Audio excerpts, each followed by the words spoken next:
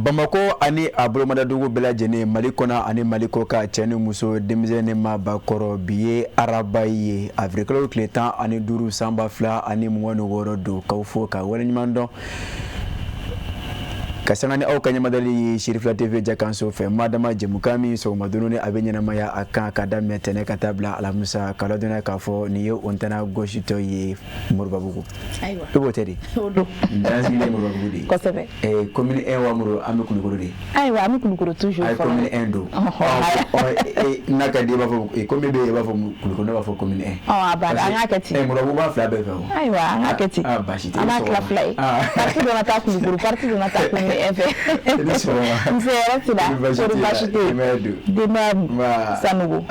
Alakana basike amina ya rabbi alama baje kulu fo samayra maliko no fukata si maliko kanama pempe so ko madunu jemukan sukanti mu fo ku barkada ka fo ni jemukan dabotoy jemukan mesigi yasa ka sega ulu yere kuna fonia ani son dia fona duma ka fara kuna fonika ayo bismillah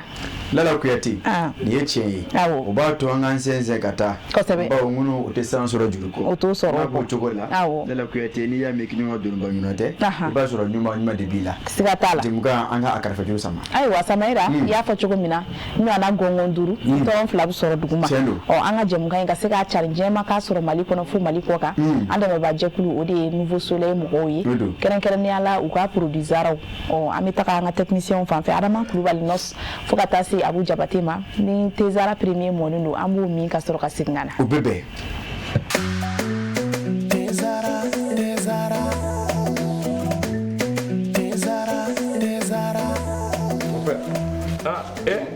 Amona gani dey abe min wuli tasuma kawa mon père Mali bebe ni lele bara ni Afrique be ni lele ni infusé ka jikala ka ke teka unele Jella mon père ngaka dites-moi ani mbo gundo dima te zara mon père am bebe ko kele na sare ni akuma bay e ni do na surprise kilo ni do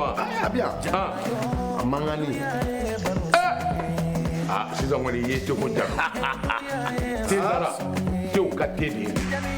abi sample sababo ni ke wore be ni ya la kura ka segi kana na ka ke ko ko wa ne ba infusé de mi ha même bien ya kle quoi appelez moi wa je ma on est déjé te o ka te la higa so za go le be fele fe ngade jama jara kadua ke tezara makele ngadanga mena budji e Allah farafideno jara kadua ke tezara makele ngadanga mena mudunchi Allah tezara lala kuyati samaira ni minye anketo yef mabala kalage kosebe na suro tezare kungala na monendo wa angele ka doko mona anya la ina so ni wo ni obe kan ko la anya soro abisiga temeka jigi abana ola ni moni angele ka clé essence kumflota kosebe jango kasiga clé ni ko ke farefoni ani la mala abeketi munya ka temeni oye yaro obato ani tezara te foto di mamo o ana temeni jemkan kosebe dambo anga tezara la amina anga clip du jour oui anga sekondi dongo tigla mawe bi mami mambulo kun folo la o sali Traoré ame je ka sali Traoré ka nobla nyamada ka soro kana kuna funi balanda ele kanu mboko we awo Allahumma salli ala sayidina Muhammadin wa ala ali Muhammadin wa sallim Muhammad Mustafa Niziri sali Traoré na kaina soli valer ko la medo belaje yasu kele ala tanu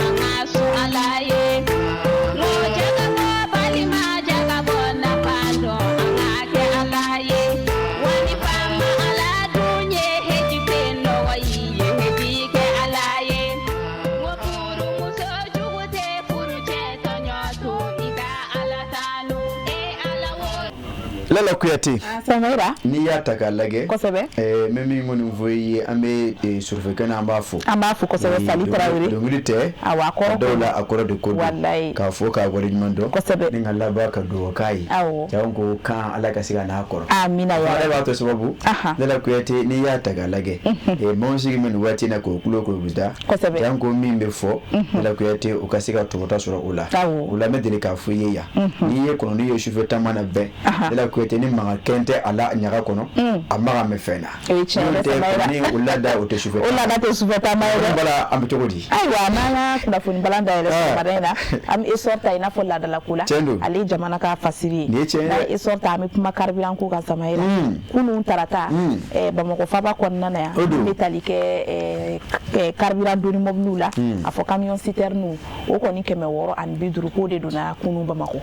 Lala Kuyate kasani yef mabala chagayora kerengana yemi ka barabeta ka nyeshi yef mabala jago kunyonya bolima madama dala dumunu soro togo nyuma nuko duguna adama donfe o kwa mako direction générale du commerce de la consommation et de la concurrence Lala Kuyate a chornolo ni todo o de DGCC ako Lala Kuyate ni ataka lage ni wati na okoni bewulika jola fambela jenefe Lala Kuyate wala sa jamana kono don oluka sega lafia madama kasani jamana nyama uka kunklena ye Lala Kuyate madama tajiko obuna kunka do kumukona na ya foto komina kunu memi mfuyi okoni oye tajidoni mobile do Lala Kuyate nango makusiternu o kemeworo ani biduro ni sababu nyongo olu bismillah Lala Kuyate ofe ako akera yef mabala foto komina kabene avec le temps anani samba flani mugoni duru de mugoni woroge ote kana na singo ayente sigi ya fama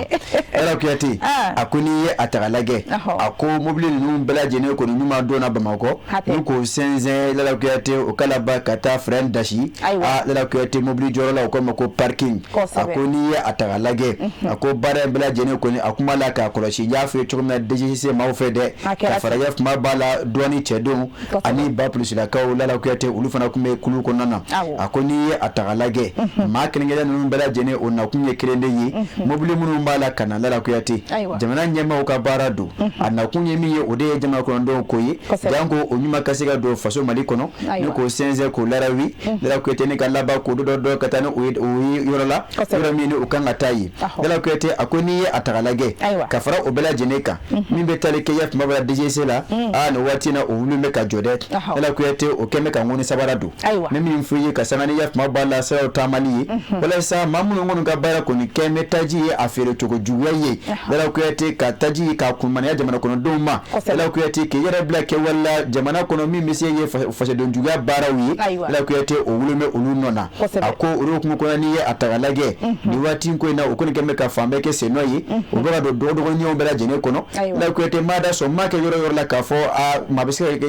taji firla yi ka soro ya magelente Lala Kuyate ebe bala ko poile yireka akula Lala Kuyate ni atagalage ka sangano okasiye ni jamana ministry ni ka wala ka ni shi jago kuna kuma ani izunuko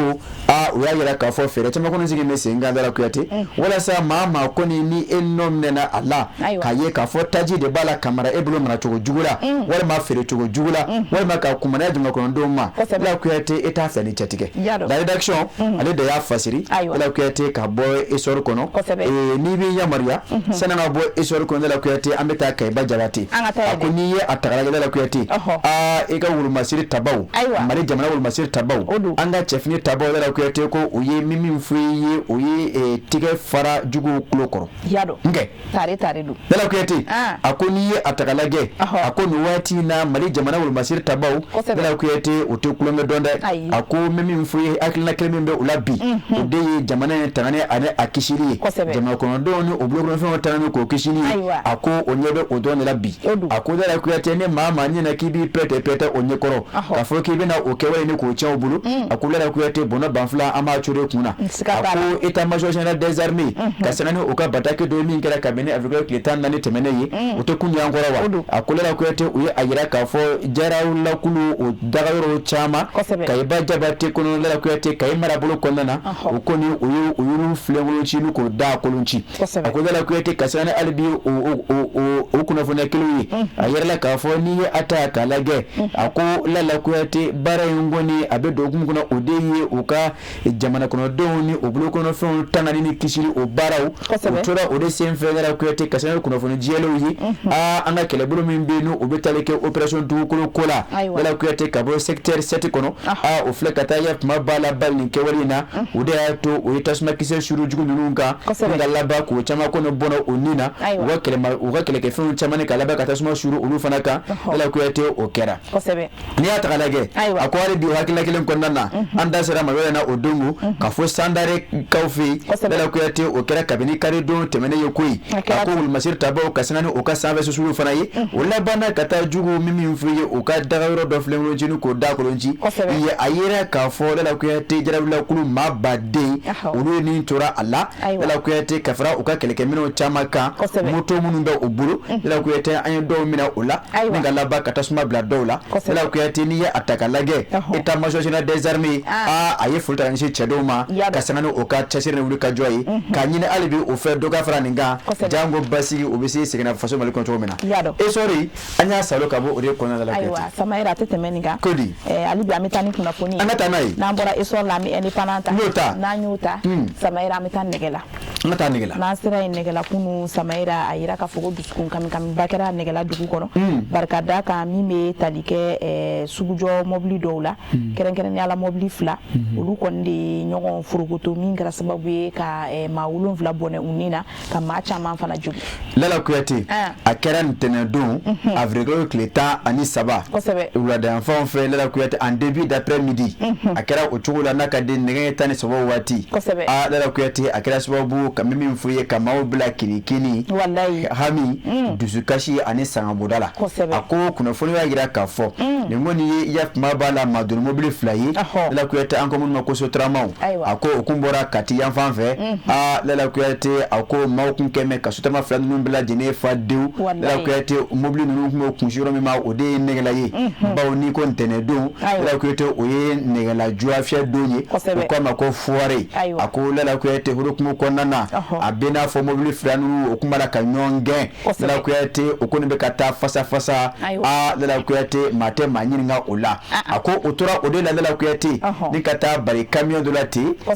Lala Kuyate o ma se ka o yɛrɛ minɛ bilen dɛ n'a ma ɲɛ aw fila b'a la ka ɲɔgɔn gɛn min bɛ ɲɛfɛ aw t'o dɔn o taara bari camion dɔ la Lala Kuyate a ko nin kɛra n'an kun y'a dɔn ye a ma ɲɛ min kɔ a kɛra o ye mobili ninnu taara don ɲɔgɔn na yen ka se ka manifɛnw kasara ten ka maaw dafiri o nɔgɔn fɛ maa 7 o ye olu ta k'o dan k'olu bɛɛ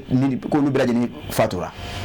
Lala Kuyate maa 7 olu fana kokura olu se bɛ kɔrɔ jugu na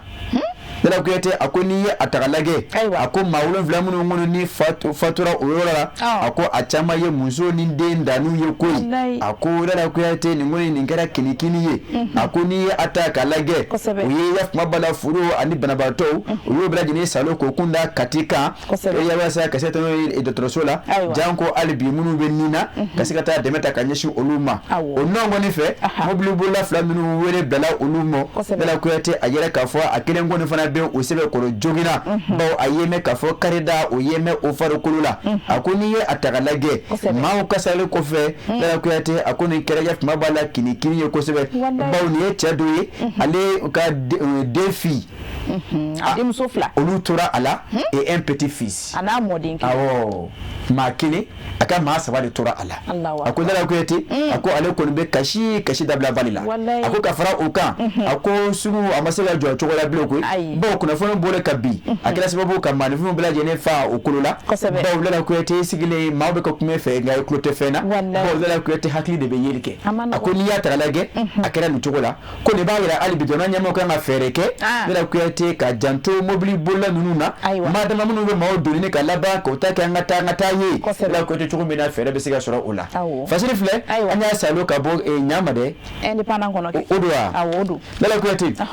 n'i ka diɲɛ ko kura an bɛ to o kɔnɔ an bɛ taa Kayiba Jabate teliya la a ko ka bɛn ni avril tile 13 tɛmɛnen ye a ko n da sera ma yan koyi a ko direction régionale du commerce et de la concurrence a bolofara min bɛ Kayikaw fɛ Lala Kuyate u ye wulikajɔw kɛ dɛ a ko o donna Kayiba Jabate dugu kɔnɔ Lala Kuyate ka taa taji ko olu kunkanko ni ko ɲini k'o dɔn ko kura a ko n'i ye a ta ka lajɛ a ko u ka wulikajɔ a ye nɔ bɔ dɛ ko bawo a kɛra sababu ka se ka station de service dɔ n'u k'o datugu n kama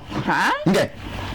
Lala Kuyate ako ni ye atagalage ako baw mode ko ne kumala ka clone station masnayi ka ira ka fo ulu kataji songo ka chani totayi kama sorga jamana nyama ulu keme ka ben songo do ka ira ka fo fere ka ke hukumu konana ko nga ma kumala ka ye ka fo ni station masnayi ka ye jabate konana ako kuma ko same plantation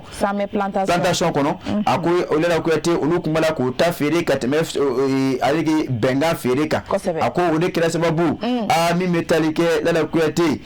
jamana nyama ukandro blombe madama DRCC mau wala kataya pabla gankar asuna utara sura chendu ula bana kayef mabla Lala Kuyate ukanga minge uyoke kafara uka ayera kafo siternu do ufale kabo diboli Lala Kuyate siga fara kunkeme ula kafo ubisira fara kata fando ve mateke ala ko ta fando Lala Kuyate ulu fana chama mine kafara uka Lala Kuyate nya fetu ma albistation do fana ayeme kafo ulu nya fetu mina ulu kumala kataji fere gazole litri na jamana nyama ko 940 ko lu kumala fere ko 950 nge ulu fla faruga utaba ukara minge jamana nyama utara minge unno ngone fe wagira kafo aye pompu bla aya so ay taso wasiterni wada tu folo Lala Kuyate usani yaf mabala benga ke akula anye usoro kabo independent kono Lala Kuyate bunyabola samara kifo alibi amitami kuna nouvelle horizon amaleta nyota kosebe nanyata samara halibi amita Maroku kerenkere ala mi me talike nouvelle horizon wa nouvelle horizon du odowa amunde mbula wonara ide angata ndara folo nantara ndara ko ndara ka ko ni be kulela ni wati na samaira ko mi metalike jisanu masoro likula ko ni kembe bara ni wati na ndara chendo Lala Kuyate ameta nara marabulu konnana ako ni ye atagalage ako ni ye sanwo sanye fasiri ke ba ya sebeto na ko chaque année le problème de pénurie d'eau refait surface à Nara ako ni atagalage sanwo sami metalike jigo gelela madama ni wati ma se Lala Kuyate naraka ulube dego ani gele chama soro okonana ako udibe kesbabu ka dugudo mbla Lala Kuyate kini ani yuwali la ako iba ye kafo adora ni jibe soro yoro kelemina ako Lala Kuyate ambebeta yaf mabala jo udalai madama ngasika dono soro kake anhu ako no wat labaina ujiko gele kele onami joko kura Lala Kuyate ako kasano kunofoni ye mi soro la kabo naraka dendo yoro ako ni ye atagalage abe kalano mabola Lala Kuyate naraka ko me ka fara nyonga Lala Kuyate katamake ben anabasi kuno ko marche pacifique min se fe Lala Kuyate oni narashifina ka kulu okunye jena ka baranke nyonve akoni atakalage la nyine kunye miye odeye kasiga dama kasika nga kanshi jamana nyama uma kaira ka fo narajiko akalage ako kumi maye ala Lala Kuyate okanye fo mawi madama fredo kase soro ola akoni atakalage kasana okatama yenye Lala Kuyate okula bana kanyine jamana nyama ofe ako somaje po ola sigidembe naraka ofi okunya yira ka fo ulumada ale ka baraka chwa de la wako oba nyini jamana nyama ofe okasiga unona bla ako Lala Kuyate ma sebede abe facile konya ako ni atalage la population pointait du doigt une gestion inappropriée par le responsable local de la société malienne de gestion de l'eau potable Somagep SA une gestion inappropriée à l'époque les protestataires avaient même réclamé son remplacement ko nyanyini ko akanorobla Lala Kuyate akoni atalage okungo ko adola koni utara ni makora minana ona songa ke fereye uluma ako Lala Kuyate ni ataka lage ako février kawo temene encore ako jinu kabla bila jinu man soro ko nara ako agelela ako kresbobu okulu do sigi senga min la jango kasiga hakli jagabo ke Lala Kuyate wala sa kasiga ferdo soro ko inka okulu min sigila uluka hakli jagabo bangana mina ode 64 millions de francs CFA okasoro kana nara kono jango okasiga yak mabala ferdo sigi senga wala sa ji ukananta be nara dugu kono ako Lala Kuyate 64 millions millions biro nanewa ako osorle oteko denire ono woni fe o itabale goshi ka we bla jamana nyamma ka we bla banmangatoma ka we bla mangena nymatuguma jango mnu mbesika kofle nara dugula Lala Kuyate ko demeni uini musara yi akasika soro walasa di ɲuman ka se sɔrɔ narakadenw fɛ ka min kudayi ɲɔgɔn tɛ bilama ala kuyate ko jiko a bɛ ɲini ka kɛ magangoya ye narakaw fɛ yen Mamane Touré ale de y'a fasiri an y'a sɔrɔ ka bɔ Nouvelle Horizon kɔnɔ Samara n'a ye Nouvelle Horizon ta sisan an bɛ soir de Bamako ta n'an y'o ta sisan min bɛ tali kɛ Tunisie Tunisie kun don sisan an sera Tunisie sisan an sera Tunisie soir de Bamako kosɛbɛ Samara n'an sera yen i b'a ye k'a fɔ min bɛ tali kɛ Mali sanfɛ kalanden 2 la musomanw don étudiante malienne olu n'u bɛɛ bɛ bɔ denbaya kelen na ala kɔni y'u ka kalifa minnu la k'o sababu kɛ gaz kasara ye Lala Kuyate u taara kalan na Tunisie jamana kɔnɔ kelen tɔgɔ o de ye Aisha Dunkasi ye tɔ kelen tɔgɔ o de ye Tantu Dunkasi a ko Lala Kuyate ni kinikini ko in a ko a kɛra ka bɛn ni ntɛnɛndon avril kalo a ye dimanche don kɛ le 13 avril tun bɛ don jumɛn ye dɛ le 13 o tun ye dimanche sa tɛnɛn don ko bi ye le 15 bi tɛ araba ye wa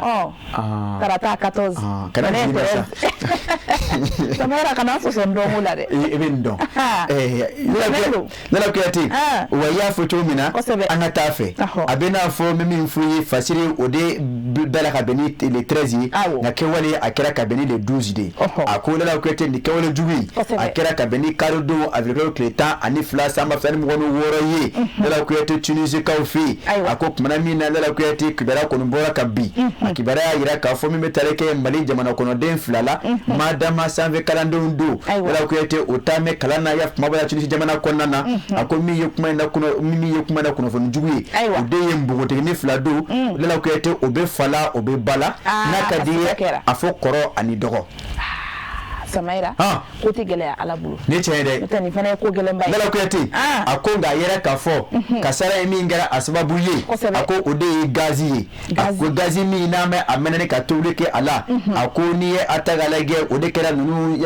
a kɛra sababu ye ka du in bɛɛ lajɛlen k'a bila kinikini ani sangabɔda la a ko Mali jamana kɔnɔdenw ka kalandenw ka kuluba min bɛ yen u k'a ma ko Lala Kuyate ɲamani tɔgɔ ye association malienne des étudiants et stagiaires en Tunisie olu ka sɔrɔ ka bɔ ni bataki ye ni ka kunnafoni ka a yakubaya ka yɛrɛ k'a fɔ ni kɛwale jugu min a kɛra Tunisie kaw fɛ nin cogo la ka sanga ni jamana kɔnɔden an ka jamana kɔnɔden 2 ninnu Lala Kuyate kɔrɔnin dɔgɔ Aisha Dunkasi ani Tantu Dunkasi o tanani ye a ko Lala Kuyate ko gazi ko ye a ju ye a ko n'i ye a ta k'a lajɛ o nɔngɔni fɛ o labana ka sangafolo ɲini k'o ta k'o ɲɛsin u ka denbayaw ma jan ko Lala Kuyate cogo min na badabaya dali nɔgɔ ye a bɛ se ka nɔgɔya maa 2 ninnu ye maa 2 ninnu ka janaja kɔni Lala Kuyate a kɛra yafuma bala ni a ta k'a lajɛ est prévu pour aujourd'hui à Kalabankura bi araba a kan ka kɛ bi de Kalabankurakaw fɛ yen nɛgɛ ɲɛ 14 waati Lala Kuyate janaja kɛnɛ bɛ sigi walasa ka se ka u ka suturali baara ni k'a bolo da faso Mali kɔnɔ yan an bɛ dugawu kɛ o ye ala ka hinɛ o la wallahi Samaira an ka bɔ a kɔnɔ wa ayi an ka to a kɔnɔ an ka taa an bɛ taa Falajɛ de Lala Kuyate yala an ka taa Falajɛ joona Falajɛ sani an ka taa Falajɛ an bɛ taa Ɲamana a ko Lala Kuyate n'i ye a ta k'a lajɛ a ko ka bɛn ni avril tile 12 san ba fila ni 26 ye a ko min bɛ tali kɛ Lala Kuyate o ko yɔrɔ ma ko Ɲamana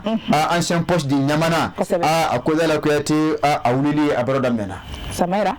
ko cogo di a ko n'i y'a ta k'a lajɛ Ɲamana garabali o don fo ka se o ko ma ko Ɲamana poste kɔrɔ a ko avril tile 12 san ba fila ni 26 fasiri kɛba o tɛ Laya Jara ye wa ale y'a yɛrɛ k'a fɔ Lala Kuyate min kɔni maaw bɛ sɔn min na a ko depuis dugujɛda waati o tɛ lɔbu ye wa a ko n'i ye a ta k'a lajɛ o kɔni b'a la k'a ye k'a fɔ Lala Kuyate ga minnu kɔni bɛ yen madama Lala Kuyate fɛn o fɛn kɔni bɛ yen ni o turulen don Lala Kuyate mansinw kɔni nana ni k'o ta kɛ olu kɔni bɔgɔtili ye ka taa a ko n'i ye a ta k'a lajɛ Lala Kuyate a ko maaw ɲɛfɔli kɔni min bɛ se ka kɛ ko in na o de ye a ye mɛn k'a fɔ ka se ka lakana ni k'o sabati duguba kɔnɔ Lala Kuyate ɲɛda wɛrɛ la a ye mɛn k'a fɔ ka se ka duguba kɔnɔ ni ka a ɲɛda ni k'a sɛbɛkɔrɔ larabi k'a dilan ka ɲa a ko Lala Kuyate maa minnu kɔni bɛ yɔrɔ kɔfɛlen in na o caman kɔni o sigilen Lala Kuyate kuma ma sɔrɔ o da bawo kɛwale kuma la ka kuma min b'a ye k'a fɔ lakana tigilamɔgɔw de bɛ o nɔfɛ walasa baara in ka se ka kɛ a kɛcogo ɲuman na a ko n'i ye a ta k'a lajɛ lagɛ nya fe to mina ma chama ka fola akunda la kuyate akekun yimi ye ode kasika yoro ni ngoni ka alafia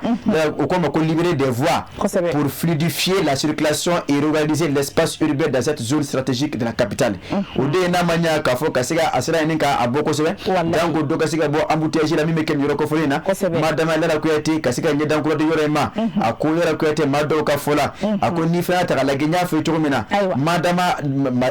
ma chama bala ka minfo ode ye lakana ko sigo sabati ko bo ayeme ka fo ni yoro masna nuna la ko yete ba ye ka fo kuma no kuma sigina mo do bi siga denga do kono la ko yete facile ke ba de ya fo akoni ye ataralage est également évoqué dans cette situation où l'on estime que ces marchés à bétail sont infiltrés par des éléments djihadistes surtout après l'attaque ayant frappé Bamako en septembre 2024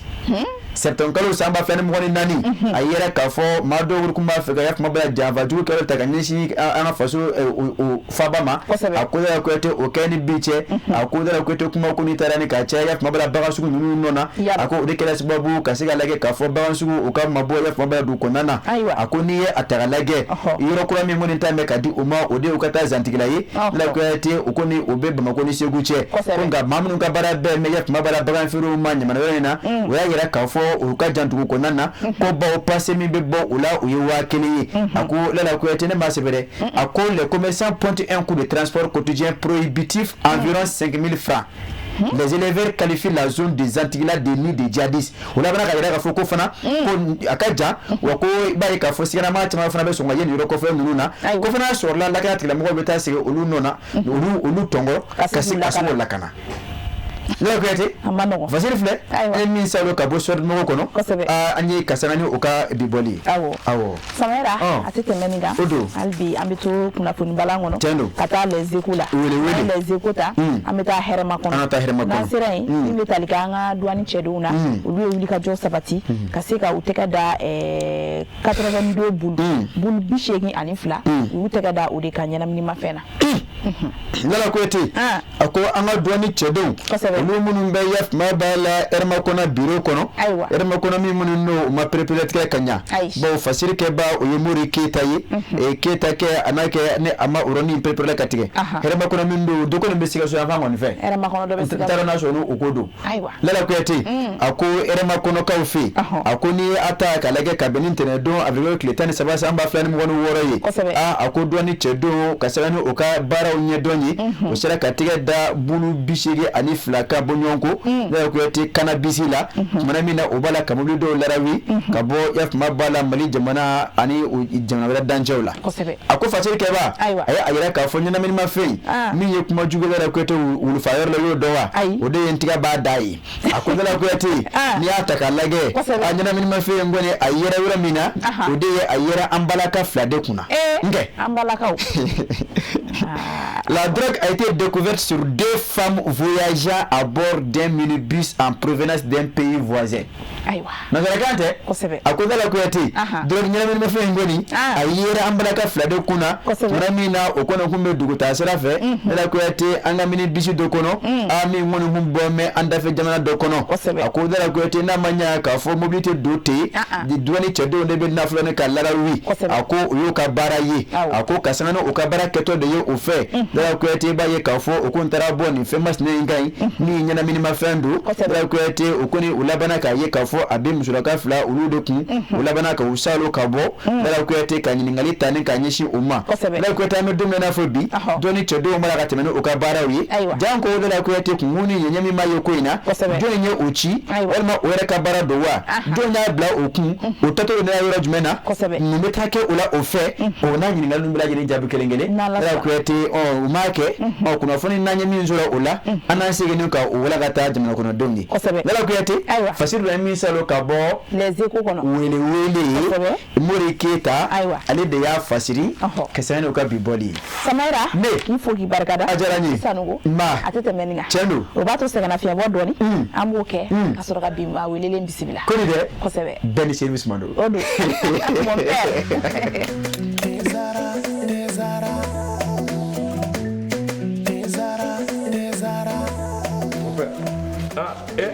père amona ka nin den in a bɛ min wuli tasuma kan wa mon père Mali bɛɛ bɛ nin nɛnɛ b'a la nin ye infusé ye ka ji kalaya k'a kɛ te kan o nɛnɛ tiɲɛ la mon père nin ka di ne tɛ jumɛn ani n b'o gundo d'i ma te zara mon père an bɛɛ bɛ ko kelen na sa dɛ nin y'a kumaba ye e ye nin dɔn wa i ye nin dɔn wa a bi yan a man kan ni sisan kɔni i ye teko ja te zara tew ka te de ye a bi san 30 bɔ ni kɛ wɛrɛ bɛ nin den u y'a dilan kura ye ka segin ka na n'a ye k'a kɛ nin goroko in kɔnɔ wa ne b'a infusé de min han n bɛ min f'i ye i hakili to a la a bilenma o a jɛma o nin den ye tiɲɛ ye tew ka te sonsan bolen bɛ fali fɛ nka den tɛ jama jɛra ka duwa kɛ te zara ye ma kelen ka danga mɛna budu diɲɛ ala farafidenu jɛra ka duwa kɛ te zara ye ma kelen ka danga mɛna budu tiɲɛ ye ala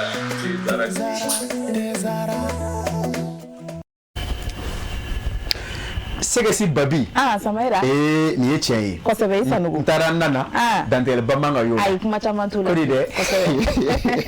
n'a fɔ cogo min na awɔ bi ye araba ye Ndala Kuyate don min na dugujɛkan don kosɛbɛ o la sisan an da sera yakuma b'a la fasiri dɔ ma awɔ indépendant an y'a ye k'a fɔ Siraba Kasara Ndala Kuyate a dɔ kɛra ntɛnɛn don tɛmɛnen an kɔrɔ kosɛbɛ min yɛrɛ sababu ka maninfin caman kɔnɔ bɔnɔ o nin na walayi Samaira kɛra o madama kɛra o bɛ ka taa negera o la an y'a kanu ka se ka yakuma bɛ kuma bi Siraba Kasaraw kan madama Siraba sariyaw n'a ma ɲɛ k'a fɔ mɛn da ye mɛn tigila ye kɔnɛ ka pan a tigi bolo den ka bi a ta b'a bolo o la an ye wele bila yakuma b'a la an baarakɛ ɲɔgɔn ma Ndala Kuyate maa min kɔni a ka baara kɔnɔ n bɛ se ka fɔ ye maa tɛ fɛn fɔ ale ye bawo a y'a ɲini k'a dɔn o la Mamadu Benisiru Sumano i ni sɔgɔma maa ni sɔgɔma maaw fo a diyara n ye n bɛ sɔgɔmadolo lajɛbaga bɛɛ lajɛlen fo Fula télé baarakɛla bɛɛ k'a ta sanfɛ fo duguma n b'a bɛɛ fo circulation n'i ko an ka kuma la fɛn caman bɛ yen circulation na maaw kan k'a dɔn incivisme n t'a dɔn n'aw ka dakun bɛ incivisme de kan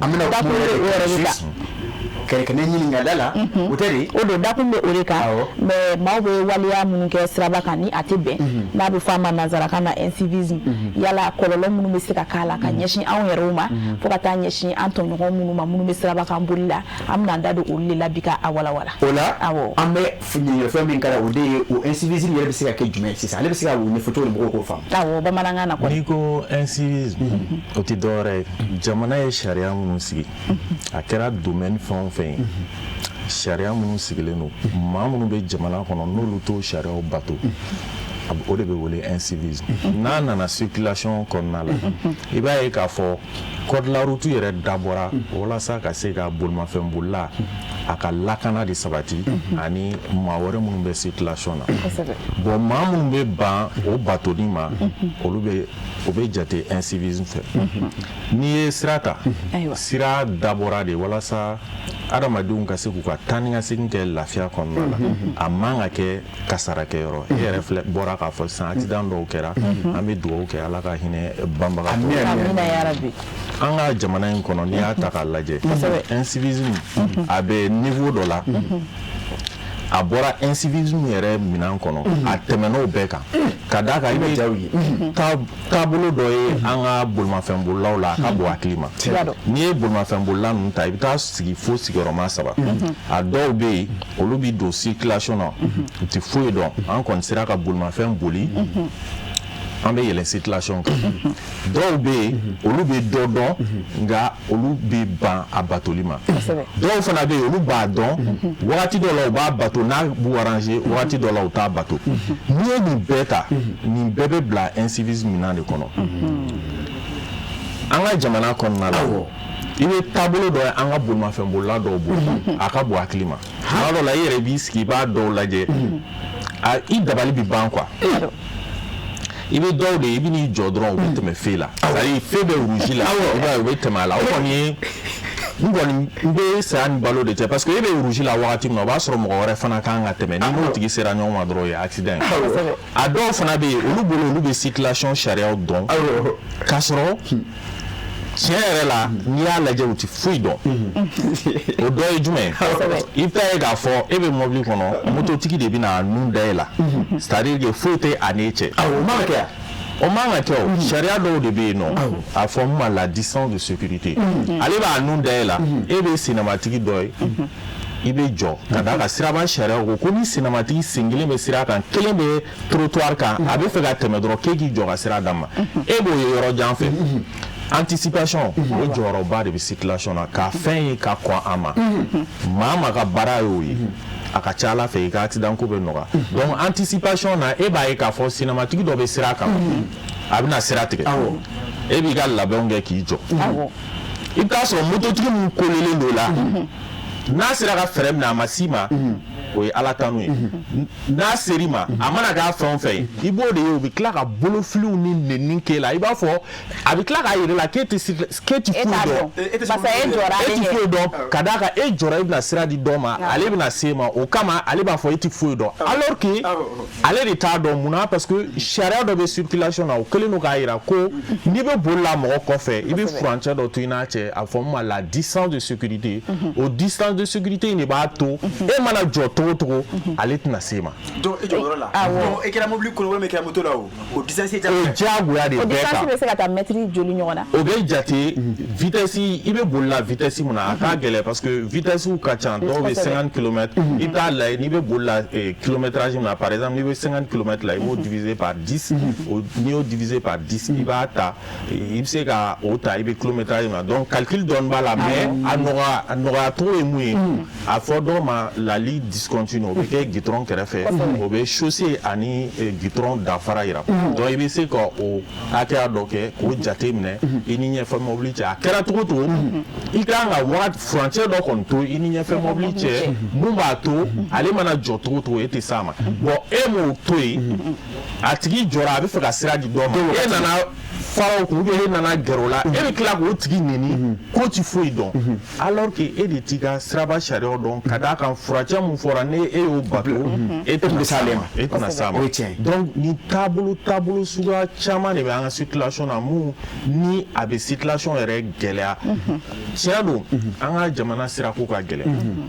mais siraba sariyaw fɔra cogo min na n'i y'o bato i tɛ min fɛn jugu min vitesse mun fɔlen don i y'o bato a kɛra cogo cogo ala ta kɔfɛ a ka gɛlɛn ka accident sɔrɔ ka d'a kan a fɔra dugu kɔnɔ an kana tɛmɛ kilomɛtiri 50 kan heure kelen kɔnɔ a jate minɛna k'a fɔ n'i bɛ kilomɛtiri 50 la n'i sera mɔgɔ ma o accident a bɛ dan bolimafɛnw ni ɲɔgɔn cɛ a tɛ se ni kasara ma mais ni e tɛmɛn'o kan a bɛ na ni kasara ye donc o yɔrɔ dɔrɔn na n'i ye vitesse dama dɔn ka a dɔn nin yɔrɔ in na ne kan ka sɔrɔ yɔrɔ jumɛn na fɛn caman bɛ kɛ an ka circulation na dɔnbaliya de don an b'a ye k'a fɔ o mototigi kolonw ou bien hali mobilitigiw i b'a ye u bɛ dépassement kɛ hali mɔgɔ kinibolo yan fan fɛ siraba sariyaw y'a jira k'a fɔ ko dépassement bɛ kɛ numanbolo de fɛ ka tɛmɛ mɔgɔ la quoi voilà mɔgɔ dɔ bɛ ɲɛ ma e presselen don e fɛ ka tɛmɛ a la i bɛ numanbolo in de lajɛ i bɛ tɛmɛ a la wagati exceptionnellement i bɛ tɛmɛ kinibolo fɛ o jumɛn ye n'a tigi ye kilon 10 k'a la k'a bɛ fara numanbolo fɛ a ye sira caman bila a farala ka ban i bɛ se ka taa droite fɛ mais n'o tɛ i bɛ taa numanbolo de fɛ ka dépassement kɛ o kɔfɛ i bɛ boli vitesse la mun ka bon n'ale ta ye mais an ka motobolila ninnu caman bɛ yen i b'a ye u bɛ girin ka bɔ kinibolo fɛ alors que kinibolo in fɛ mobilitigi bɛ se ka fara wagati bɛɛ ka taa kinibolo fɛ donc ne ko i bɛ tɛmɛ n'o bɛnna n'o faratɔ ye o bɛɛ bɛ na ni accident mais o bɛɛ la i b'a ye an ka mototigiw de b'a fɔ k'a yira i n'a fɔ mobilitigi ou bien mototigi wɛrɛ mun n'u y'a ko la u b'a ɲini u b'a ye k'a fɔ ko tigi ti fɛn dɔn alors que olu de t'u ka sira sariyaw dɔn sariya ninnu dabɔra de walasa boli bɛ se ka nɔgɔya bɛɛ lajɛlen ma accident ko bɛ se ka nɔgɔya donc k'a ɲini k'a dɔn k'a bato ka baara kɛ n'a ye o ye civisme ye o ye ni n ka jamana sariyaw dɔn k'a bato ka baara kɛ n'a ye sisan Madu Bensiri Sumano ne la kuyate n y'a f'i ye cogo min na ni nya do ka teme nya boka achiko yi ko no de tune ne mi fo bamanya kuru ko adoma do ya afri ola memi ismano mesigama sigale ka sa kuma na dasira doma akofolo ko distance ayo fo obe mobili ani moto o dama ka bela donc maintenant no bora adasira fema bazam ina fini février adasira dépassement ma smano me are minundo amay do fana sira kandron bo balikujo ani téléphone chinuno yo wo be civilisme yo surtout en transport en commun o lu de ka joli ka sna bal donc client ma kata ndro wasoro wujo awo obe incivisme de kadaka bebe bla sharia bato balia kono iye mu fo no e téléphone yo ka écran naje ki to bulma fembola be incivisme ni be sharia bato balia kadaka code la route ya ira ka fo ni shimai ni bebse kana na accident kadaka ni jatimna ke accident be na fraction de seconde kono nyetuni yelen konna la accident be na nyetuni yelen konna la ebi ali téléphone naje ko me fen la o ba yani ki nya ulo ba so double la ligne ou bien modo cinématique do ou bien sera mobilité do donc accident kateli ka foko ibi aklita ka bla fenre la o de la ab foni be bulma fembul la iga champ visuel ibe lajeli ke yoro jane fe ka barake na nya fo sanga kuma la anticipation o de ba to be anticipation ke parce que ni yoro janaje o ba e fon fembe no ali mobile do jole no krefe nya e demsen do be mobile krefe ba bli kuna ni demsen im se ka bolika strate ka wati be donc o bebe bla anticipation ne kono donc ka téléphone ta walkele ka message sebe walkele ka écran naje ni be incivisme ni be sharia bato balia ni be se kana ni accident nyatuguni yelen konna la fe fleni nya fo nga kuma ni febe uruji la ikanga jo déjà intersection o sira kuma de bulma fon be na nyon kuma rom a fole no sira ba shere la ni sira o yoro na iba jate mne flore yalma agent notaire polisi ou be gendarme mu be ga sira régler aller de kuma kan be sans fait noter ibe fait la je après sur tomorrow la iba sur fait tienne no be abe jeune kilontana donc na bo tugala kwa nga pano la je pano fana be pano suga ka cha do baira ni sera kuma na priorité ben ne bolo régime de priorité à droite ni ne beteme ni folobi joni beteme donc no fana te kanga baraka ni régime de priorité à droite au koro mo mu mena ankini mulo fe anga sira do oma priorité bo ko bolo donc ni intersection tugai mais on a tabe iba e mo do bena ali agent be kumu fe ijo o joli be gele o mo be teme bo a chamana anga jemgan teme no na mo do ya fo ko ibae u do be vitesita ni turu no fe do ibae be u ga kalpie kale u be teri temi u be ka bolikata te kume sai chinyana ma ka vitesi futa ka kasara la si era ma ka la se ka soro chinyana ma fo itibulu iga ida sera stationnement are jena we moi do fana de ka bara de do nolu mago be yoro do la an jamgan ka siraba kuma kana amame o mago kama o be shingu jo siraka benye awo o mago nyana bo ko fe ta soro embouteillage ki be o sebe abe embouteillage kiri ita soro do ba fe ka teme e la o lu teme to e la o be se kana ni kasara donc nu be trabulu munu ni amai na be ba nga circulation gela nya fo kuma o la san sira nunu tiena sira baw tambolo ka fo ko be place be cinématique mototiki nogosotiki mobility mais sira munu be na sira ba sharo bato a ketro la an be ba magonya san fe kasoro accident machaya Samara Urola mina nyiningali mke sumanona adasira nunu bela jili masisano obo ni ame ku kololo be fena o ni kololo fana kera pour ka tigi ka se ka do ni kololo ke shenwere ngana ke fu nyangini ni fana ka ke o yala nunu munu be ke strabaka o ni mugoteke tara ni wale anu na strabaka yala nyangini sugu jumo kanga da atikika ni be nyangini prévoile no ni fejeni musagam be kanga saraube abebe dona tawla anga jamuka na amena précision de oma infraction fin ni warmu kaka ni yoro la ambe ou le blanga autorité ma c'est vrai aka jugo ambe ma parce que Mali trabolo socialisme an bɛ ko nɔgɔya ɲɔgɔn ma ko dɔ ye sɔrɔ an bɛ wuli ka se ɲɔgɔn ma mais sanction ni sanction gɛlɛyara a bɛ kɛ sababu ye ka caman bɔ ninnu na sanction ninnu a bɛ digi an bɛɛ la parce que nin baara ninnu filɛ dɔnbaliya wali kelen fili wali ɲinan kama a bɛ se k'an bɛɛ sɔrɔ nka sanction mana tugu a la o bɛ kɛ sababu ye k'a nɔgɔya n'i y'a jateminɛ kɔsa in na an yɛrɛ taara reportage k'a kan mototigiw an mɛnna an b'a ye polisiw bɛ jɔ k'a jira ko mototigiw kana yɛlɛ pont sanfɛ o bɛɛ la i b'a ye mototigi dɔw bɛ yɛlɛ mais bere taara 3,000 n'i minɛna ɲɛfɔli t'a la foyi i bɛ 3,000 i b'o sara n'i m'o sara i ka moto tɛ d'i ma o kuma ma suru ɲɛmɔgɔ mun yɛrɛ b'a ko ɲɛma ale ka baarakɛla dɔ bɛnkɛ minɛna a yɛrɛ ye wari bɔ a kun k'a sara pour que k'a ko négocier o la n'i minɛn'o na dɔrɔn c'est à dire taa ni ka segin t'o la i b'o sara bon i b'a jate minɛ n m'a fɔ mɔgɔ minnu bɔra burusi kɔnɔ n'u u ti télé lajɛ n'u t'o sariyaw kalama olu bɛ se ka sɔrɔ mais a ka gɛlɛn k'i bɛ Bamakɔ k'a sɔrɔ a la parce que wariko bɛ cogo min na sisan bɛɛ b'a dɔn ni 3,000 bɔra bi k'a bɔ sini kɛnɛ dɔ tɛ to sara la donc a bɛ nɔgɔya ni bɛ sara wa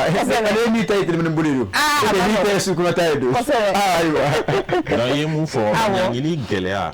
o bɛ se ka caman bɔ nin na an tubabu jamana ninnu kan olu ka ɲangili fanga ka bon tellement que u bɛ wari min sɔrɔ ɲangini na a bɛ magoba de ɲa u ka sira dilanni na olu bɛ déjà permis min bɛ d'i ma u b'a ni point de d'i ma n'i ye infraction ko ɲabali dɔ kɛ u bɛ dɔ bɔ point na o kɔfɛ u bɛ infraction wari dɔ bɛ yen i b'o sara donc ni a sera niveau dɔ la i ka permis bɛ minɛ i la i bɛ tila ka segin ko mɔgɔ min ma permis ta ka segin a kan olu dun ka permis kelen sɔrɔli i ma wari bɔ a la a wari ka ca fo k'a dama tɛmɛ donc ni o kɛra i b'a ye olu fɛ yen nɔ accident bɛ kɛ mɔgɔw ti sariya bato mais a man ca i n'a fɔ anw ta a caman na minfɛn jugu bɛ se ka caman bila la sinon mɔgɔ b'i yɛrɛ kalama olu fɛ yen olu sɔrɔ man di a ko ninnu na donc parce que u ka sanction ka gɛlɛn a tɛ pardonner n'i y'a ye k'a fɔ i ni polisi bɛ ɲɔgɔn ye olu fɛ yen polisi ko t'a la lettre de bɛ na d'i ma i b'a sara yanni wagati dɔ cɛ n'i m'a sara a bɛ fara a kan ka taa de donc a kɛra cogo o cogo i b'a sara n'i m'a sara fana u b'a bɔ i ka salaire la i ka baarakɛyɔrɔ i ka salaire bɛ jigin dɔrɔn a bɛ bɔ a la donc wajibi bilen de don sariyaw bɛ bato an ka k'a bɛ cogo min na bi fo sariya gɛlɛn ninnu de ka appliquer pour que hali bi an ka accident ko bɛ se ka nɔgɔya sinon accident ye maa caman de lojura accident ye kɛra mɔgɔ caman de sababu ye Mali kɔnɔ Mamadu Benisiri Sumano an b'i fo k'i waleɲuman dɔn k'a fɔ Lala Kuyate Babu an y'a laɲini cogo min na a b'a la ka kɛ ten hali bi min b'a fɛ ka Sumano ɲininka min na hali bi an bɛ ka kuma incivisme de kan a bɛ kɛ kɛwale minnu bɛ yen ni o tɛ bɛn Monsieur Sumano o dɔ ye ceinture de sécurité ani an y'a ye k'a fɔ mɔgɔ dɔ bɛ mobili jɔla la sira da fɛ a bɛ se ka porte dayɛlɛ ka bɔ ten ka sɔrɔ a ma kɔfilɛ a tɛ kɔfilɛ a t'a ɲɛfilɛ yɔrɔ o Sumano olu kɔlɔlɔ bɛ se ka kɛ jumɛn ye ceinture de sécurité dabɔra bolimafɛn bolila yɛrɛ de lakanani kama n'i y'a jateminɛ mɔbili kura dɔw bɔlen don sisan mɔbili ninnu yɛrɛ o b'a f'i ɲɛna ko ceinture don mɔbili yɛrɛ b'a f'i ye mɔbili b'a f'i ɲɛna mun na parce que a bɛ mankan dɔ bɔ mankan in ti jɔ f'e ka ceinture don mais mɔgɔw ye fɛɛrɛ sɔrɔ o bɛɛ la i b'a ye u bɛ ceinture don u b'u sigi a kan alors que ceinture in dabɔra olu ka lakana de kama Mali la diyagoya tun don n'i bɔlen don dugu kɔnɔna la i bɛ hors agglomération na i tɛ dugu kɔnɔ diyagoya tun don mais kɔdi laban mun bɔra u y'a kɛ jago ye dugu kɔnɔna la o b'a jira k'a fɔ hali Bamakɔ kɔnɔna la n'i donna k'i sigi dɔrɔn ceinture donni ye wajibi de i ma n'i m'a don i bɛ se ka sanctionner c'est vrai que suivi ba t'a la mɔgɔ caman bɛ bolimafɛn boli mɔbili boli i b'a ye u ka ceinture t'u la foyi t'u sɔrɔ o tɛ mais i b'a bila i kunna k'a fɔ ceinture donni a nafa fɔlɔ ye e de ni accident kɛra ceinture de b'i minɛ walasa i kana fara volant kun i kana fara vitre kun bana suguyaw ka ca an bɛ don min na i ko bi ala k'an kisi banaw ma i bɛ se ka ɲɛnamini k'i to bolila ka sɔrɔ i yɛrɛ t'a dɔn banaw ka ca donc o n'a kan na ceinture de bɛ se k'i bɔ donc ni e mɔgɔ min kɛra ko n tɛ ceinture don a kɔlɔlɔ ka bon donc bolimafɛn bolilaw dilannaw concessionnaire u ye nin hakilinaw de sɔrɔ bolimafɛn bolila yɛrɛ bɛ lakana cogo di k'a to bolimafɛn kɔnɔ airbag fana bɛ yen ni accident kɛra i b'a ye fɛn dɔ bɛ bɔ volant kɔnɔ i bɛ fara o kun o b'a to i tɛna fara fɛn kun ka fara ceinture kan ninnu bɛɛ de ye fɛnw ye fɛn minnu dabɔra walasa ka mɔgɔw lakana i ye yɔrɔ min fana fɔ k'i jɔ ka portière dayɛlɛ an y'a ye jɛla san a bɛ se ka bɛn ni mɔgɔ dɔ tɛmɛtɔ ye a bɛ fara o kun nɔgɔsotigi bɛ mototigi mɔbili bɛ se k'o tan a bɛ k'o tigi sata ye portière dayɛlɛ cogo a yiralen don i bɛ portière dayɛlɛ i bɛ a dayɛlɛ ni i bolo dɔ in de c'est-à-dire i kinifɛ bolo o b'a to i bɛ diyagoya ka rétroviseur la ou bien ka kɛrɛ la yanni ka dayɛlɛ cogo bɛɛ b'a la o bɛɛ bɛ code kɔnɔna la pour que donc hali ni bɛ numan bolo fɛ i b'a dayɛlɛ ni voilà o la o b'i obligé i b'i yɛlɛma o la i b'a ye ni mɔgɔ bɛ nalen donc pour éviter ça an ye mun fɔ n'o de ye ka i jɔ sira kan i mago kama nin bɛɛ y'o kɔlɔlɔw de n'o tɛ accotement n'i jiginna ka bɔ gitɔrɔn kan yɔrɔ minnu bɛ yen ni a fɔ ma accotement o ye gitɔrɔn kɛrɛfɛla ye n'i b'o kan i b'i ka portière dayɛlɛ k'a sɔrɔ i ma se mɔgɔ ma i ma fɛn mais minnu jɔ sira kan k'u b'u ka ciw ɲɛnabɔ o de bɛ na ni nin kɔlɔlɔ ninnu ye donc fɛn minnu de don fɛn ɲumanw tɛ incivisme an k'a bɔ an yɛrɛ ka taabolow la an ka baara kɛ ni code de la route sariyaw ye o de ɲɔgɔn tɛ. Nana Kuyate i ma nin ko ye mais o la monsieur Sumano komi waati kɔni b'a la ka taa nka yɔrɔ siraw kan yɔrɔ jɔyɔrɔ dɔw bɛ kɛrɛnkɛrɛn mobiliw joli kama wa stationnement kama wa généralement i bɛ taa sɔrɔ sira kan transport en commun olu ka jɔyɔrɔw bɛ yen i bɛ taa sɔrɔ panneau b'a jira panneau jɔlen marquage sol fana bɛ yen n'o ye panneau dalen olu b'a jira donc o b'a jira k'a fɔ transport en commun n'o ye sotramaw ni bisiw ye n'olu bɛ sira kan nin yɔrɔ dabɔlen don olu bɛ jɔ ka mɔgɔ jigin ka mɔgɔ ta a fɔ ma arrêt ka jɔ ka mɔgɔ ta ka mɔgɔ jigin a fɔ ma arrêt o ni stationnement fana tɛ kelen parce que stationnement ye de n ye n jɔ n bɔra bolimafɛn kɔnɔ n bɛ taa n t'a dɔn wagati min na n bɛ na a fɔ de ma stationnement donc o ni arrêt tɛ kelen donc o yɔrɔ ninnu dabɔra ka arrêt de kɛ bon i t'a sɔrɔ hali personnel ni i taara permis passer sisan i b'a ye n'i tilala i ka examen bɛɛ la inspecteur bɛ don i kun ka mobili i ka mobili boli lajɛ tuma dɔ la u bɛ a lajɛ ka piège dɔw tandi ye u b'a f'i ɲɛna sotramatigi u b'a fɔ k'e k'i jɔ nin yɔrɔ la donc k'a lajɛ ne b'a dɔn ka d'a kan code ko non e man ka jɔ yen o dabɔra transport en commun de kama donc n'i y'i jɔ yen dɔrɔn u b'a dɔn k'a fɔ i t'i ka code dɔn olu ye piège ye e de b'a fɔ monsieur l'inspecteur ne tɛ se ka jɔ nin yɔrɔ la nin dabɔra transport en commun de kama donc o yɔrɔ la a yɛrɛ b'a dɔn k'a fɔ i ka code faamu mais o jɔyɔrɔ problème minnu bɛ anw ka circulation na o de ye o mɔgɔ minnu ni o jɔyɔrɔ dabɔr'u kama a caman na i b'a ye k'a fɔ u ka jɔli caman bɛ kɛ k'a sɔrɔ yen tɛ bon n'a dun ma kɛ ni yen tɛ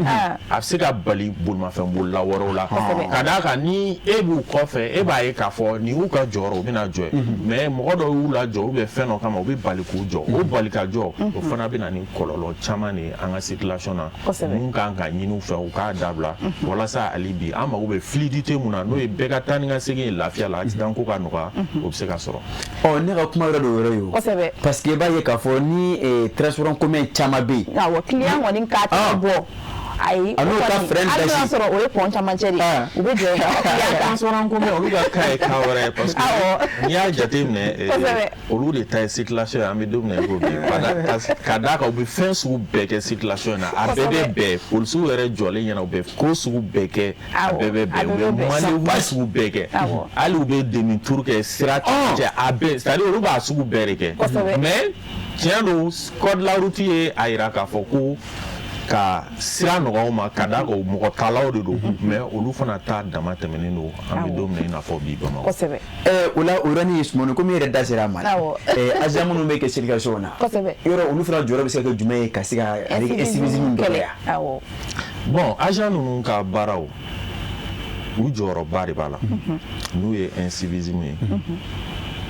fɔlɔ u kan k'a jira maa min bɛ incivisme tɛ k'a fɔ ko i ye nin kɛ a man ɲi u kan ka sensibilisation de fɔlɔ préconiser c'est-à-dire u kan k'o de bila ɲɛfɛ donc n'a cayara sanction bɛ sɔrɔ ka na donc fɛn o fɛn n'i bɛ sanction k'a la i bɛ taa sɔrɔ wagati dɔ de bɛ kɛ parce que n ye kan mun fɔ sisan ni mototigiw ka cas ye u mɛnna an yɛrɛ tun bɛ tɛmɛ polisiw jɔlen na tile kɔrɔ f'u hinɛ b'i minɛ u mɛnna la mais o kɔfɛ de sanction nana donc c'est vrai que sensibilisation caman kɛra mais polisi ninnu jɔyɔrɔba de b'u la souvent i b'a ye circulation ɲagaminen don olu de bɛna k'a ɲɛnabɔ mɔgɔw ka se ka u tagasira sɔrɔ intersection dɔw bɛ yen ni fɛn tɛ baara kɛ n'i y'a to an yɛrɛ dama ma incivisme bonya kama mɔgɔ min kan ka tɛmɛ i bɛ taa sɔrɔ caman t'a dɔn nin de fɔlɔ kan ka tɛmɛ bon caman bolo ne de percelen don ne de bɛ tɛmɛ donc an bɛna ɲɔgɔn bloquer intersection kɔnɔ mɔgɔ si tɛ taa mɔgɔ si tɛ segin donc jɔyɔrɔba de b'u la circulation na ka incivisme kɛlɛ ani ka sira fluidité nɔgɔya bolimafɛntigiw ye. kosɛbɛ. Lala Kuyate an bɛ i fa fo. Yaro ne bɛnkɛ y'a walawala dɛ. Mɔgɔ de bɛ émission don tɛ tɛmɛ nin kan waati b'a la ka se. Wala mais a tun bɛ ka madame bɔ dɛ. A tiɲɛna. Ne ka maîtresse tun bɛ yan. O tun b'a wala ka tɛmɛ nin. Ayi o ye ne yɛrɛ la sɔn. Parce que n delila k'o ye cours la. Kosɛbɛ. A bɛ min fɔ i ye nin yɔrɔ in na. Yɔrɔ in na a bɛ foli d'a ma. Madame Sumano sira da sira. E de y'a kalan. Mais non e y'a kalan o tɛ dalu ye. Kalanden min tɛmɛ ne la o. Kosɛbɛ. Vraiment a foli yɛrɛ la koyi. Ka foli di Chérifia école mɔgɔ bɛɛ lajɛlen ma sanga in kɔnɔna na. E bɛ cogo min na. U ka baara kɛ cogo ɲumanw na. Madame Sumano ne y'a ye ka cours di Kamisi ekɔlidenw ma. Yaro. La ilaha illallah. N'a y'a bila yɔrɔ min a tɛ bɔ yen dɛ. Félicitations. Kosɛbɛ. Fa b'a fɔ ko fɛn dɔ bɛ yen fɛn dɔ bɛ yen. A banna. E dɔn a ka bɔ a tile. A banna. O la Sumano waati sera. Kosɛbɛ. An bɛ i fo k'i waleɲuman dɔn. Kɔrɔfɔ kuncɛ kɔrɔfɔ dakuruɲɛ b'a ye e bolo. E b'olu to a la an ka jɛmukan bila yan. Kuma kuncɛ kuma na ne foli di aw yɛrɛ ma. Ayiwa. Ka foli di an ka techniciens ma. An bɛ nin baara in fɛn fɛn na i bɛ taa sɔrɔ olu de bɛ dibi la. Ka an yira télé la. Kosɛbɛ. Lajɛlikɛlaw ka se ka faamuyali sɔrɔ. An bɛ wele kan bila k'a ɲɛsin usager bɛɛ ma. Siraba sariya min dabɔra de an yɛrɛ ka lakana kama. Mɔgɔw k'a ɲini k'a dɔn k'a labato walasa laɲini ye fɛn min ye accident ko bɛ se ka nɔgɔya cogo min na. An ka wulikajɔ dɔ ye code la route a kalanni ka kɛ wajibi ye n'o de ye bɛɛ ka tɛmɛ auto école la yanni i ka taa permis ta ka d'a kan an b'a bisigi k'a fɔ i bɛ wagati min kɛ code la route auto école kɔnɔ fɛnnin dɔw bɛ yir'i la i bɛ se ka dɔw faamu i tun tɛ minnu dɔn an ka jamana kɔnɔ wajibi tɛ fɔlɔ ka d'a kan mɔgɔ mɔgɔ n'i ye mobili kalan carré kɔnɔ i bɛ se ka wuli ka taa permis ta i yɛrɛ an ka laɲini o ka dabila munna parce que ni bɛɛ tɛmɛna auto école fɛ a kɛra cogo cogo i bɛ tile 2 mun kɛ kalan kɔnɔna la o bɛ dɔnta dɔɔni d'i ma o b'a to circulation na i fana bɛ se k'a dɔn nin ka ɲi nin ma ɲi ka d'a kan n'i ye an ka siraba in ta k'a lajɛ i b'a ye k'a fɔ vraiment mɔgɔ caman bɛ yen u ka dɔnta ka dɔgɔn code la route hukumu kɔnɔna la o de la ne tun y'a ɲini an ka jamana ɲɛmɔgɔw fɛ kɛrɛnkɛrɛnnenya la ANASER olu minnu ka baara ɲɛsinnen don siraba lakanako kun kan k'a f'u ye i bɛ fɛn dɔ ye circulation na n'i ko i b'a ɲɛfɔ mɔgɔw ti da la an ka pays développelenw na anw yɛrɛ bɛ accident caman bɔ an ka jɛmukan na i bɛ taa ye k'a fɔ olu kɛlen don ka caméra de adapté mobile la n'u bɛ boli u bɛ fɛn o fɛn ye a b'a enregistrer donc o image ninnu ni i y'olu sɔrɔ a bɛ se ka kɛ sensibilisation siraba de ka d'a kan i bɛ fɛn dɔw fɔ i bɛ taa sɔrɔ a image bɛ yen o b'i ka kuma sɛbɛntiya vraiment an b'aw fo lajɛlikɛla bɛɛ lajɛlen. Lala permis b'e bolo permis ne femme na permis ne ma tɛmɛ o. Ne kɔni non a filɛ ka min fɔ. Komi n ka madame ye n kalan femme na permis bɔ ka di yan. Non permis tɛ n bolo nka n bɛ taa ɲini k'a kan. N'Ala sɔnna. A ye dɔw fɔ tiɲɛ yɛrɛ la Kuyate Mali yɛrɛ ni tani kama i kan k'a kɛ. E m'o fɔ n ɲɛna joona n'o tɛ n yɛrɛ tun bɛ se ka i dege o. A permis kɔni tɛ n bolo. N kun ye dɔɔni kalan n bɛ se k'i dege dɔɔni dɔɔni. A tɛ n bolo ne t'a ɲɛɲini. Kuyate kɔrɔfɔ kɔrɔfɔ an ka jɛmukan bila yan. Samahira kɔrɔfɔ kuncɛ tɛ dɔwɛrɛ ka foli di Mamadu Ben Chérif Sumano ma baarakɛ ɲɔgɔn ɲumanya la sɔnna ka na wele jaabi b'a diyara n ye parce que a ka nin kumakan ninnu bɛ kɛ sababu ye ka sɔgɔma don o jɛmukan kanubagaw k'u labɔ fɛn caman kalama siraban sariyaw la an b'a fo la k'a barikada o kɔfɛ ka bonyamasegin foli kɛ ka ɲɛsin kanubagaw yɛrɛ ma minnu bɛ Mali kɔnɔ Mali kɔ kan n'u bɛ jɛmukan in lajɛ an b'u fo k'u barikada k'u ka barika kanu na bi sɔgɔmada na kɛrɛnkɛrɛnnenya la an bɛ foli di ɲɔnɔnkaw ma nin sanga in kɔnɔna na ɲɔnɔnkan fɛn fɛn jabaranin kɔrɔ k'an b'u bɛɛ fo kosɛbɛ k'an ka foli b'u ye Ala ka tile hɛrɛ d'an ma. Amina yarabi Lala Kuyate k'i fo k'i waleɲuman dɔn Mamadu Benisiru Sumano fo ka walima don kuma minnu filɛ ka fɔ a fɛn ma jigi a bɛ don kulo kilandi kɔnɔ jango ka baara kɛ n'a ye nafa bɛ se sɔrɔ a la o cogo kelen na ka bɛɛ lajɛlen fo Mali kɔnɔ ani Mali kɔ kan ɲama minnu sigi mɛ ka ɲɛmada Jabaramuso fɛ sɔgɔmadon jɛmukan kanubaw an sera ka min fara ɲɔgɔn kan ka bɛn ni bi doyan ye sɛgɛ bɛ kɛ jɛmukan in kan ni su kɔrɔla bi dɔɔni sini 10h 11h e ni an bɛ ɲɔgɔn sɔrɔ ni ka jɛmukan kura ka boloda wala ma fɔla ka tile hɛrɛ d'an bɛɛ lajɛlen ma